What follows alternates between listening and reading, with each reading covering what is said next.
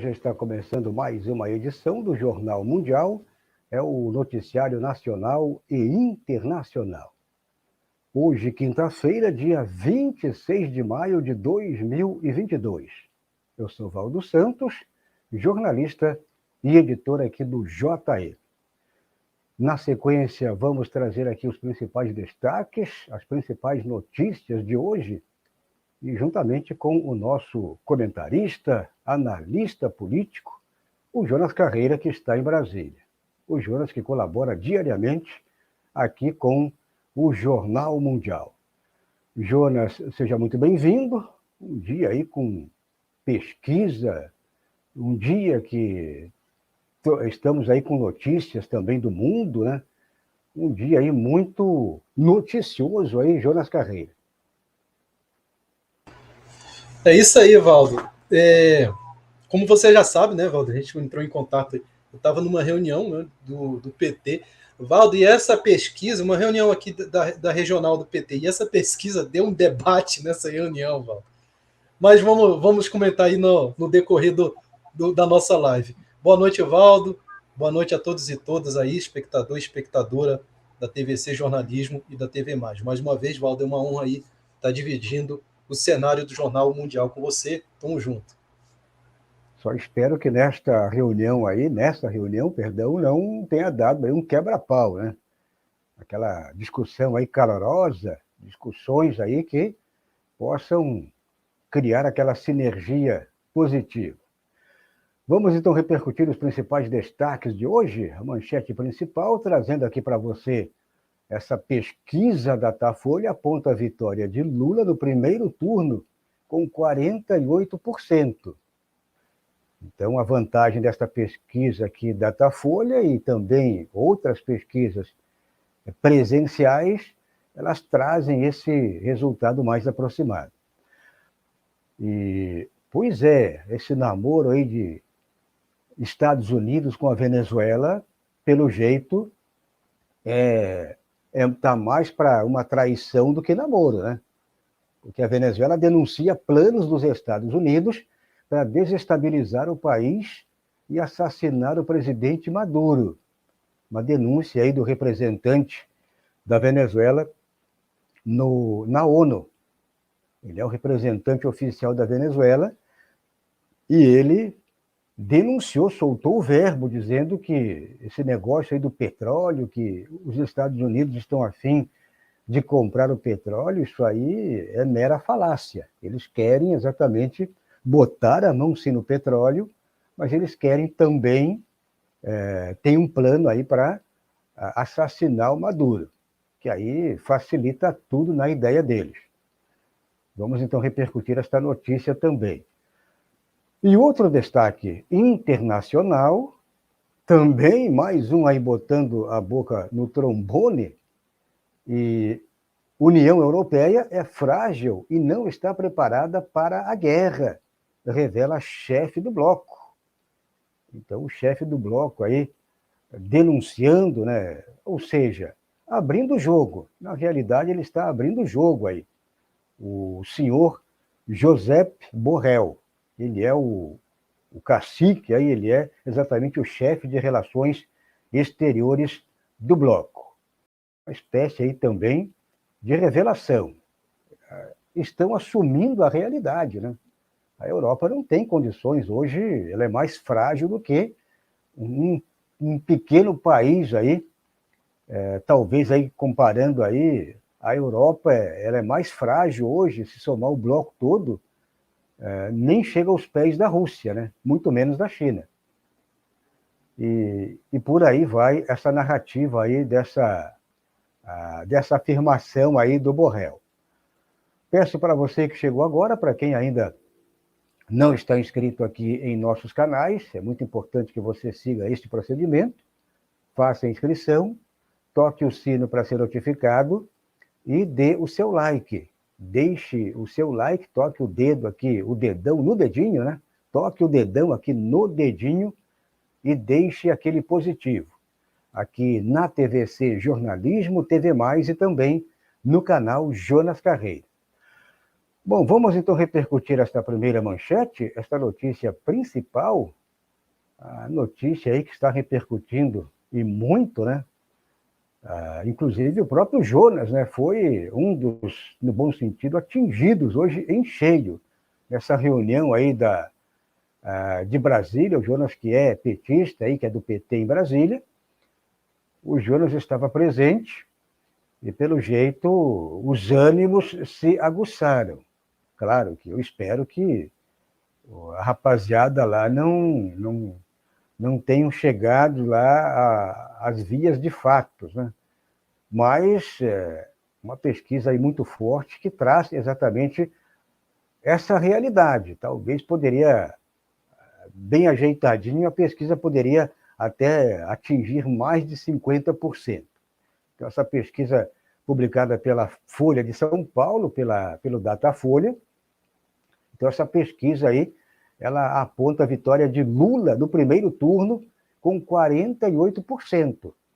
Essa pesquisa aí divulgada hoje, portanto, quinta-feira, 26 de maio, apontou o ex-presidente Lula liderando a corrida presidencial com 48% dos votos, seguido aí por Jair Bolsonaro, com 27% no primeiro turno. Então, se somar todo mundo, por exemplo, na terceira posição ficou o ex-ministro Ciro Gomes, do PDT, com apenas 7%. O Ciro não sai dessa margem, né? É 5, é 6, é 7, ele não passa aí desse número aí, número aí da mentira, né? O 7 aí é a conta da mentira. Então, Ciro Gomes com 7, o André Janones, do Avante, e Simone Tebet, no caso o MDB, atingiram 2% cada. O Pablo Marçal, do PROS, e a Vera Lúcia, do PSTU, alcançaram 1% cada. Então, somando, Jonas Carreira, toda essa patota aqui, incluindo Bolsonaro, Ciro Gomes, Janones, Tebet, também aí o Pablo Marçal, a Lúcia, do PSTU, e os demais lá que não conseguiram atingir, somando todo mundo, não atingiram nem 1%, nem 0,5%, isso aí, se somar todo mundo, chega a 40%. Portanto, o Lula está com 48%. Neste momento, ele seria um grande vencedor. Essa diferença aí de 8% incontestável, ele venceria no primeiro turno. Claro que isso é bom ficarmos atentos e atentas, porque estamos muito longe ainda do dia 2 de outubro. Temos aí praticamente 5 meses e o percurso é longo, a jornada é imensa. Agora, se a eleição fosse hoje, o Lula estaria eleito com diferença de 8%. Agora, votos válidos, por exemplo, nós temos aqui também mais uma estimativa, né? Votos válidos, o Lula chega aí a 54%, Bolsonaro 36%. Então, mais um dado importante aí também que traz esta pesquisa. Queria ouvir o Jonas Carreira, porque é importante o Jonas, que participou hoje de uma reunião aí da executiva, né, de Brasília, né? Seria também um cacique de Brasília. Aí, Jonas Carreira, é isso? Não, Valdo, isso o PT é um partido democrático, então a militância de base, tanto de base, participa também em todas as reuniões. Eu, como militante de base, participo porque faz parte da minha ideologia, né, petista, lulista, etc. E a discussão, né, não foi nada que levou a ataques de militante contra militante, não. Foi só um debate em torno dessa pesquisa, né? Porque realmente, se você vê a pesquisa do jeito que está sendo divulgada na internet, né, e você vê no YouTube não, no Twitter, que é, né, a rede social que mais tem, né, militantes eufóricos, tanto do lado do Ciro, como do lado do PT, tanto do lado do Bolsonaro, e é por isso que eu evito um pouco ficar no Twitter, você vê que há uma certa euforia por parte dos nossos companheiros lulistas, né, em comemorar essa pesquisa. Então, um debate foi em torno disso. Devemos comemorar a pesquisa ou devemos ficar com o pé atrás? Por quê? Não sei se você citou aí, Valdo, acho que eu não prestei atenção, nos votos brancos, né, e nulos da pesquisa.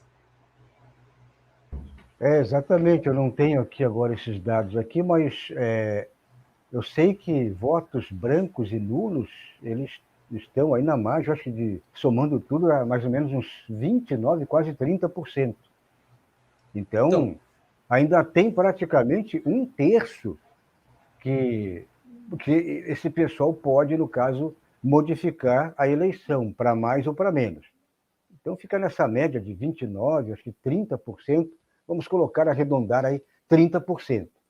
Então, dá um terço, que se esse terço aí se revelar favorável a candidato A ou B ou C, teremos aí, portanto, uma decisão importante. Mas essa margem aí, ela vai nesse ritmo, talvez não mude muito, né? Claro que a tendência é cair um pouco, mas não vai ter assim uma diferença muito grande ao Jonas Carreira. É isso. Então, assim, o número de votos em brancos ainda é um número ainda a se preocupar. E até mesmo a gente pode até dar razão, né? Não estou querendo aqui dar uma de cirista, Deus me livre.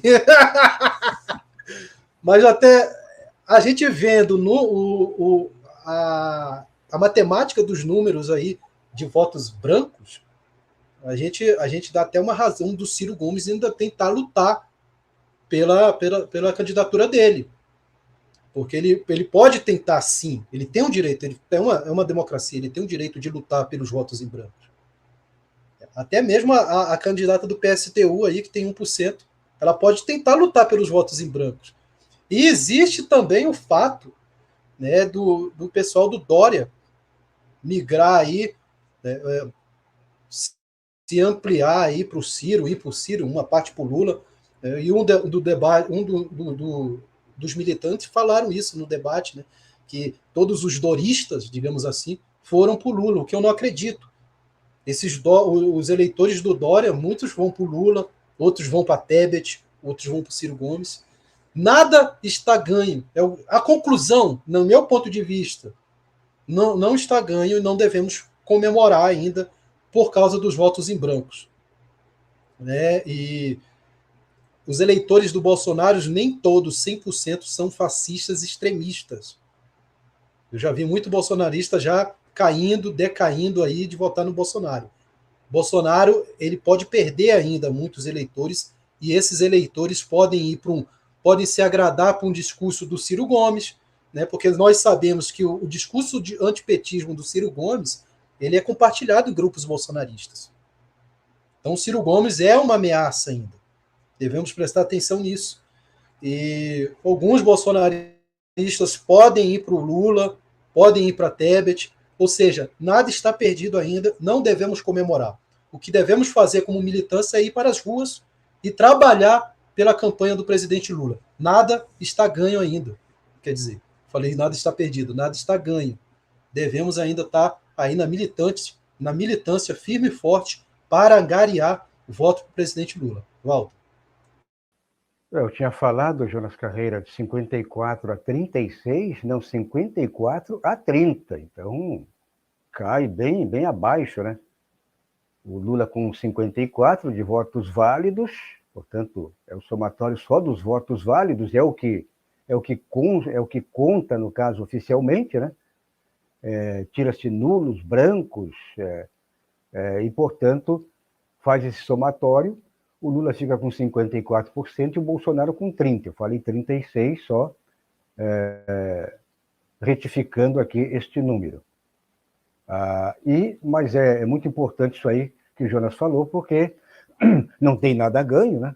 Não temos nada a ganho. Portanto, acredito que neste momento tem que acelerar ainda mais. Esse pessoal todo aí tem que ir para a rua, tem que ir participar de movimentos, tem que se manifestar, e não adianta ficar aí de braços cruzados esperando aí o dia 2, porque tudo é possível. Já estão lançando aí essa Simone Tebet, eles querem ressuscitar essa terceira via. O Dória jogou a toalha, o Dória amarelou. E aí, Jonas Carreira, qual é a tua opinião sobre essa Simone Tebet? Agora vem com aquela retórica, porque a mulher vota em mulher. Mulher tem que votar em mulher. Não, mulher fascista vai votar em mulher fascista, é óbvio, né? Mulher conservadora vai votar em mulher conservadora. Mulher que é progressista não tem essa retórica. Se tem um homem que é progressista, se é negro, se é índio, se é preto, se é mulher, se é gay, e o sujeito é progressista, você vai votar num sujeito que é progressista. Por outro lado, também, a conversa é semelhante. Então, como é que você vê essa saída do Dória e essa entrada da Tebet, talvez aí para pegar o bastão e assumir, pegar uma carona aí com o Dória? Eu acredito que vai ficar nesses 2, 3 pontos, talvez não passe de 5, encoste no Ciro ali, e mais nada, ô Jonas. Valdo, a saída do Dória, um dia eu estava vendo uma live, Valdo, esses canais grandes aí, né, que gostam de passar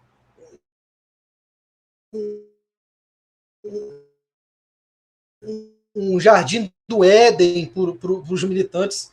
O título da live, né, acho que eu travei aí, Valdo. Tá me ouvindo, Valdo? Está tudo ok, deu uma travadinha ali, deu uma congelada, mas voltou. Então, Valdo, o nome do canal, vou até falar, o canal Fórum fez uma live, o título da live dizia mais ou menos assim, a saída do Dória vai dar a vitória para o Lula no primeiro turno. Pô, quando eu vi isso, não, Valdo, só de você ler, você que tem um pouco de uma noção do que é, né, o sistema, você não assiste a live, não é? É mais para um militante que, como diz aí a linguagem popular, aqueles militantes cirandeiros, né? Como que a saída do Dória vai dar a vitória? Qual é a matemática? Qual é a matemática desses caras? Não tem condições. O Dória, tem muito eleitor do Dória que é antipetista ainda. Muito eleitor do Bolsonaro é antipetista, até mesmo do eleitor do Ciro que é antipetista. O antipetismo ainda é forte ainda. Então, assim, eu vejo a saída do Dória como uma dispersão, espalhar os eleitores ali para o Ciro, os eleitores para o Bolsonaro, até uns eleitores para o Lula. Né? E a chegada da Tebet com esse discurso hipócrita, usando o identitarismo para você ver como o identitarismo é cruel no discurso de certas pessoas. Né? Usando o identitarismo, ela mesmo que fez um apoio ao golpe, a única presidenta da história da nossa república, apoiou o golpe, e agora vem com o discurso de que mulher deve votar em mulher. Sim, já chega no discurso, ela já chega perdendo voto, porque todo mundo sabe quem é Tebet, Simone Tebet. Então ela vai ser, ela é a subcampanha do Dória. Dória tinha mais força popular do que ela, então ela não chega com muita força e muita massa popular para tentar ser o que o Dória estava conseguindo ser. Né? Exato. Exatamente. Tem toda a razão aí. Jonas Carreira, nosso comentarista, analista político, que fala de Brasília, aqui no Jornal Mundial, a edição desta quarta-feira, aliás, quinta-feira, estou meio atrasado, hoje é quinta-feira, 26, e o nosso colaborador, comentarista, analista político de Brasília. Bom, já peço para você que chegou agora, você que está aqui meramente acompanhando o Jornal Mundial aqui na live, portanto, venha para o chat, venha trazer aqui a sua mensagem, a sua opinião, a sua crítica, a sua sugestão. Faça como os nossos camaradas que já chegaram por aqui com tudo, né? Como o Stefano Barbosa, temos aqui outros companheiros também. O Stefano aqui, ele diz o seguinte, ó, o Stefano já chega pisando fundo no acelerador. Creio que Lula tem mais de 50% e Datafolha deve estar tentando amenizar as coisas. É possível, né? Neste momento, você não consegue imaginar o que está acontecendo. Se pode ter mais ou menos, né? Mas, do jeito que a coisa está, é possível. Mas para eles também fazerem uma pesquisa e logo camuflar, por exemplo, esses 50%, como diz aqui o Stefano Barbosa, né? É muito fácil você manipular uma pesquisa. O sujeito tem 50% hoje, daqui uma semana, duas, pula para 40, 30, ultrapassa o que estava na frente, o segundo ultrapassa o primeiro, o terceiro pode, no caso, eles criam aí essa terceira via e jogam a terceira via com 5, depois 10, 15, 20, 30, 40, terceira via está aí na liderança. Isso questão de semanas, eles conseguem ajeitar aí um resultado. Então temos que ter precauções. O Stefano Barbosa diz: homem negro morreu numa câmara de gás na viatura da PRF, nazismo brasileiro. Exato, aquilo ali foi nazismo puro, né? Foi um nazismo talvez pior ainda se compararmos lá à época do Holocausto. O Stefano Barbosa diz aqui: pesquisa telefônica é elitizada. O Stefano ainda diz aqui também: dizem que Bozo desistiu de fazer live hoje por causa do resultado. O Stefano, ele diz pesquisa telefônica elitizada, sim. Agora, dizem que Bozo desistiu da live hoje por causa do resultado, né? Por causa do resultado aí, ele deve estar aí coçando o traseiro, né? Coçando aí aquela mente com meio neurônio. E também por aqui ainda temos outros camaradas, como o Stefano, ele diz ainda aqui, curiosidade, em 58, o vice-presidente Nixon visitou Caracas e foi hostilizado pelo povo. Teve que se refugiar na embaixada. Os Estados Unidos tinham dado asilo político ao ex-ditador Jiménez. Está aí, portanto, rememorando aí o Stefano Barbosa. Ele diz ainda: Borrell deve ter sido das corjas franquistas. Exato. Por aqui o Fábio também, o nosso companheiro de Portugal. Boa noite a todos e todas, camaradas. Infelizmente, não acredito nessa farsa de eleições no Brasil e outros dominados pelo imperialismo. Então, é uma realidade nua e crua aqui do Fábio Silva. Ele diz aqui: tem que quebrar tudo, só assim, para intimidar a classe dominante, para iniciar o diálogo. O Stefano Barbosa ainda diz aqui: Tebet é marionete do patriarcado. É isso aí. O João Batista, ele diz aqui: 13, e bandeirinha aí, 13, 13, é isso aí. Então, aquele abraço aí para o João Batista. O Carlos, chegou por aqui, o Carlos Borromeu, 13, Lula, paz e amor. É isso aí. Já peço para você que acabou de chegar, venha para o chat e deixe também a sua mensagem por aqui. Faça como os nossos companheiros, camaradas, que sempre vêm aqui no chat, deixem a sua mensagem, a sua crítica, a sua opinião. A sua sugestão é muito importante para que o nosso trabalho também tenha uma visibilidade bem maior. Bom, e a próxima notícia, vamos falar desta notícia aqui sobre a questão da Venezuela, né? E aquela denúncia aí, uma denúncia aí muito séria, porque a Venezuela denuncia planos dos Estados Unidos para desestabilizar o país e assassinar o presidente Maduro. Então, tudo aquilo que estava sendo divulgado, né? Os Estados Unidos querendo o petróleo da Venezuela, sim, eles querem o petróleo, mas eles querem de maneira desleal.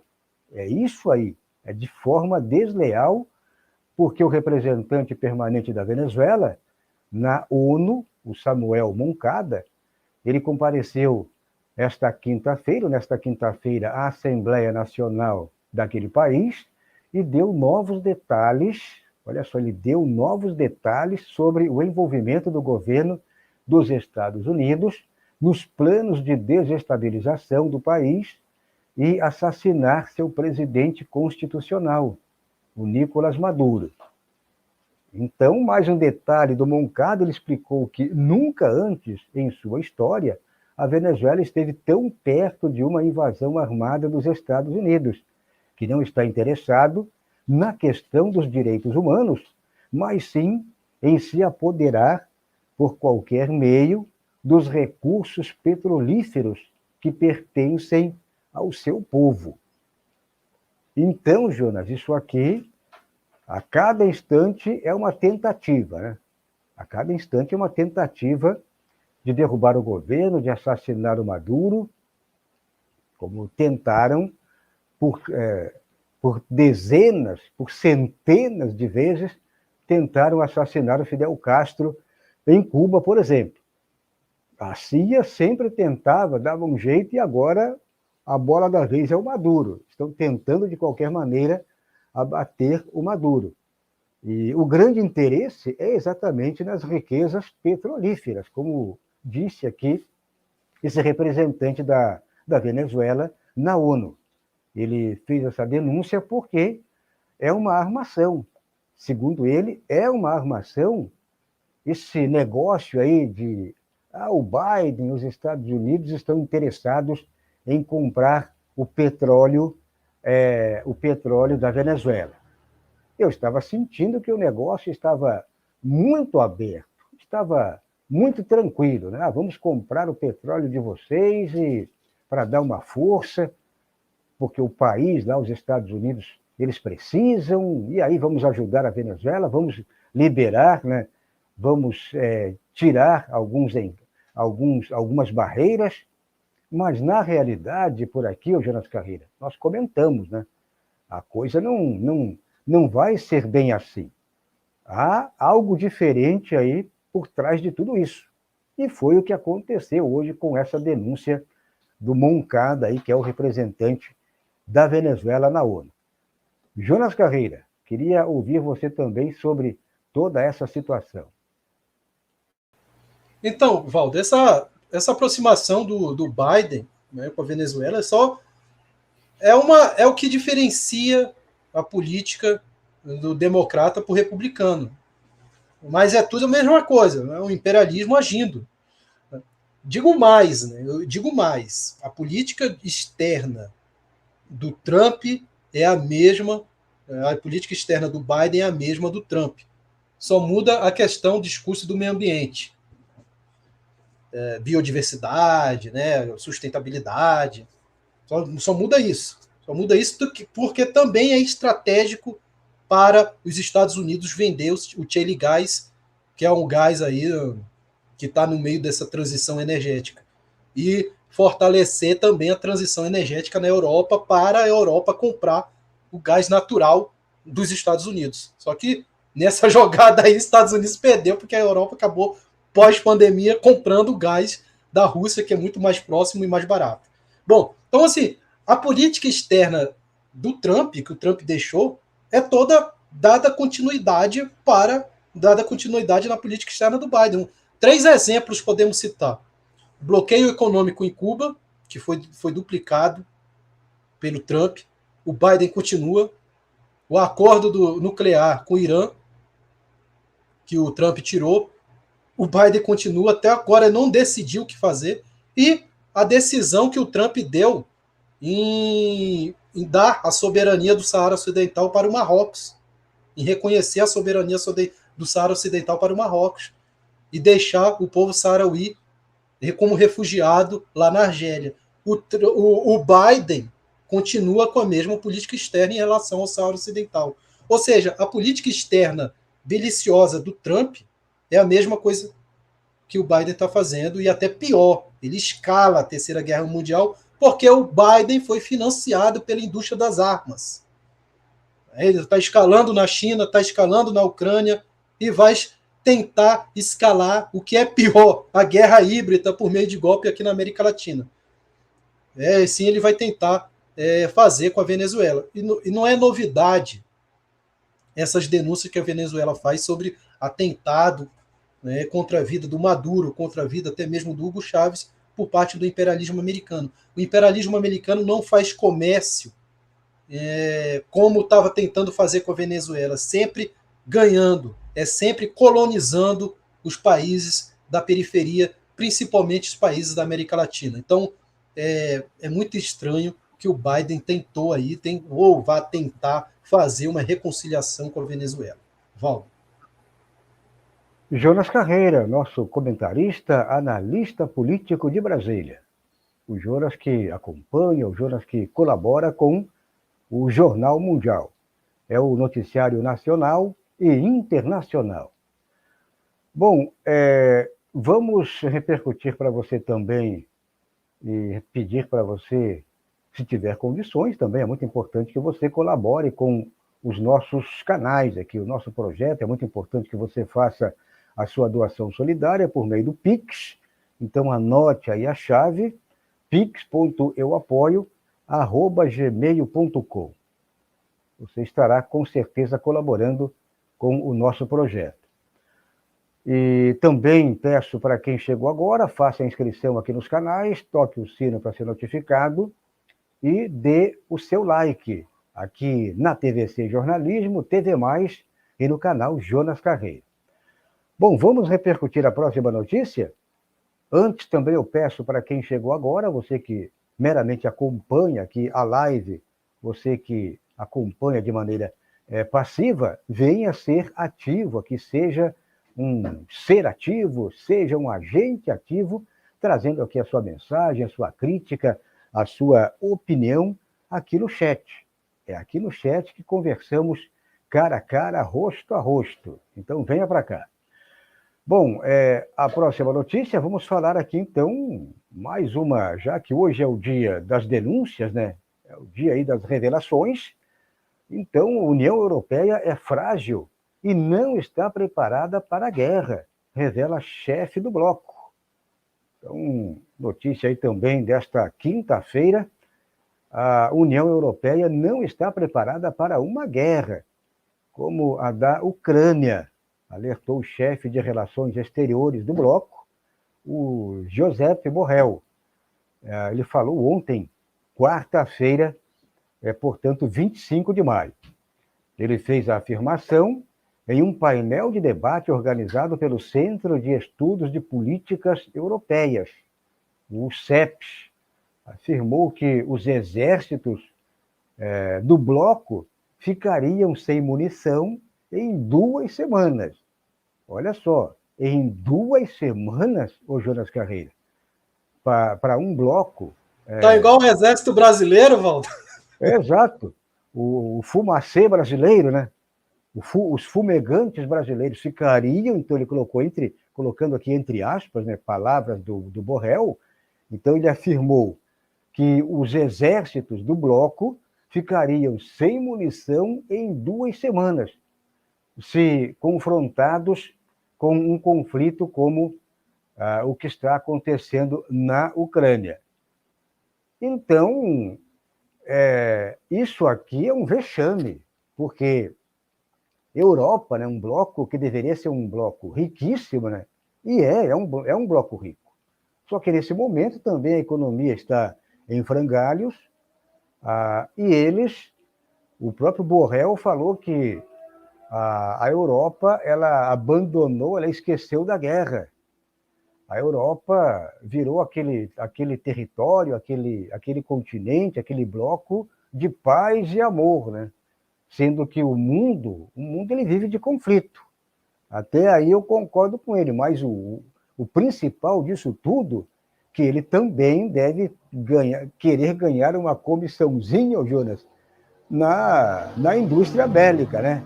Botar a Europa também, armar a Europa, porque ele falou nessa reportagem, lendo a reportagem, você vê a profundeza, ele se aprofunda exatamente na retórica, dizendo que não, nós temos que armar os exércitos, formar grandes exércitos, ter armamento de primeira linha. O que é que ele quer dizer nas entrelinhas, né? As entrelinhas, ele falou exatamente tudo, né? Se armar, eles vão ter que comprar arma em algum lugar. Eles compram um dos Estados Unidos, já que eles estão atrelados, né? Eles são, como o Jonas gosta quando eu falo, que são os lambe-botas também dos Estados Unidos, né? Lambedores aí dos trilhos, dos trens. Então, ele falou tudo, né? Ou vão comprar arma dos Estados Unidos, ou eles começam a fabricar também armamento para equipar o bloco da União Europeia. E também para vender um pouquinho mais de arma aí, portanto, que é o grande lucro do momento. Armamento, petróleo, tudo isso aí envolve um montante muito grande. Um montante muito grande aí de dólares, né? No caso, na Europa, o euro aí que vai ter que funcionar para equipar esses exércitos falidos aí, como disse o Borrell. Jonas Carreira, é isso mesmo? Então o Borrell ele está afim aí de... Será que ele está ganhando alguma comissão? Ofereceram para ele aí também usar esse discurso para alimentar a guerra, alimentar o conflito, mas por trás de tudo isso aí também pode ter uma comissãozinha, o Jonas. Valdo, assim, pensando bem, a Europa, principalmente a União Europeia, é um sistema falido. É um sistema de integração que não deu certo. Mas se a gente for parar para pensar, o que levou à crise da União Europeia foi um sistema delicioso, o próprio sistema delicioso da OTAN que levou à crise da União Europeia. O sistema da OTAN ele não é só um sistema bélico gestado, administrado pelo imperialismo norte-americano. Ele também faz a agenda econômica da Europa e da União Europeia. A gente estava falei na notícia anterior sobre a transição energética. Todos os acordos de transição energética que a Europa estava fazendo, o Acordo de Quioto, né, as COP, tudo era para beneficiar a exportação de gás do norte-americano. Então, todo o caminho que a Europa traça economicamente, até socialmente e politicamente, é para beneficiar o imperialismo norte-americano. Você pensa bem, não estou querendo ser um conspirador aqui, não. Imagine se a Angela Merkel estivesse hoje nesse contexto de guerra, junto com Putin. Com certeza ela viraria as costas para a sanção econômica que o imperialismo norte-americano está implementando. E por incrível que pareça, quem está a favor da sanção aí é o cara da esquerda que está na Alemanha hoje. E a Angela Merkel é uma conservadora. E o mais interessante dessa falência europeia, que a Europa está em falência, não tem condições realmente de ir para uma guerra. Essa falência é uma coisa que nos faz pensar, porque esse sistema que nós vivemos hoje, o sistema do imperialismo norte-americano, nasceu da Europa. E nasceu por explosões, fagulhas de guerras que estavam surgindo na Europa. Como eu falei, acho que no comentário de ontem, a Guerra dos 30 Anos, foi várias guerras acontecendo entre a Europa, e dessa sinergia de guerra que surgiu o sistema que hoje é carregado pelos Estados Unidos como a liderança de uma ordem unipolar.